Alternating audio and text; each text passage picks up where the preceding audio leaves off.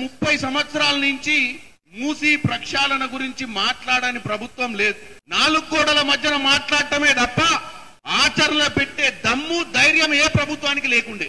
కానీ 10 నెలలు కాకముందే రేవంత్ రెడ్డి గారు వచ్చి ఇవాళ ఈ కార్యక్రమాన్ని చేస్తే ఓర్చుకోలేని ఈ ప్రతిపక్షాలు ఇవాళ మూసీ నది మీద ఉన్నటువంటి రివర్ బెడ్ మీద ఉన్నటువంటి పేద వెనుకబడ్డ ఇల్లు లేక మురికి కాలువల నివసించే వాళ్ళని తీసుకుపోయి డబుల్ బెడ్రూమ్లు ఇచ్చి అక్కడ ఉంచితే కూడా ఓర్వలేని దరిద్ర బతుకులు ఇవాళ ఈ కేటీఆర్ అలాగే ఇక్కడ ఉన్నటువంటి గతంలో ఉన్న చైర్మన్ ఈ మూసీ బోర్డు ఒకటి సృష్టించి చైర్మన్ కూడా ఈ నియోజకవర్గానికి సంబంధించిన ఆయనకే ఇస్తే వాళ్ళ బతుకుల గురించి ఒక్కరోజు ఆలోచించని సుధీర్ రెడ్డి కూడా ఇవాళ రోడ్డు మీదకి వచ్చి బుల్డోజర్లకు అడ్డం బంతా అంటుండు.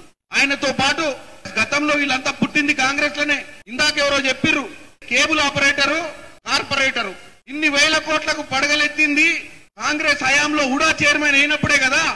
ఈ రోజు దండుకుందంతా దండుకొని ప్రజా సంక్షేమం గురించి ఆలోచించకుండా కోట్ల రూపాయలు దండుకొని ప్రజలు ఎవరు సుఖంగా ఉండొద్దన్న దరిద్రపు ఆలోచన చేస్తున్న సుధీర్ రెడ్డి పక్కనున్న సబితమ్మ వీళ్ళిద్దరిని ఈసారి మా ఉమ్మడి నల్గొండ జిల్లా రైతన్నలకు నాయకులకు ఒక్కటే చెప్తున్నా, ఎల్బీ నగర్ మహేశ్వరం కాన్స్టిట్యున్సీలో మనం అందరం ఉంటాం. ఇవాళ మనం తెలుసు మన బ్యాక్గ్రౌండ్ ఏందో. మనం ఈ మూసీ నీళ్ల కింద 1,00,000 ఎకరాల సాగు చేసుకునే రైతులం.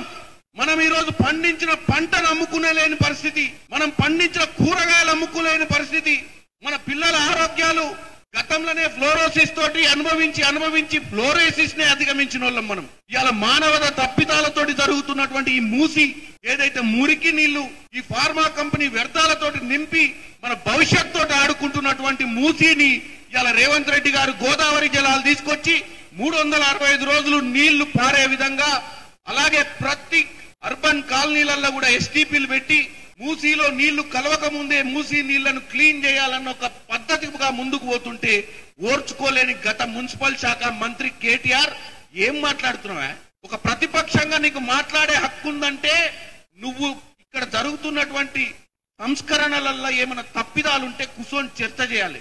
పేద ప్రజలను భయభ్రాంతులకు తప్పుడు ప్రచారంతో వాళ్లను అసహనానికి గురి చేసి ఈ రోజున్న ప్రభుత్వాన్ని చెడ్డ పేరు తీసుకొచ్చే ప్రయత్నం చేస్తున్నారు. మీకు ప్రజల మీద చిత్తశుద్ధి లేదు, ప్రజలకు మంచి చేయాలన్న ఆలోచన లేదు. మీకున్న ఆలోచనల్లో ఎప్పుడు వీళ్ళని గద్దె దింపుదామా, మళ్ళీ ఎప్పుడు ఆడ కూర్చొని 10 ఏళ్లు దోసుకున్నది సరిపోక ఇంకింత దోసుకుందామా అనే పిచ్చి ఆలోచన తప్ప మీకు అసలు ప్రజా సంక్షేమం మీద ఏమాత్రం అవగాహన లేదు.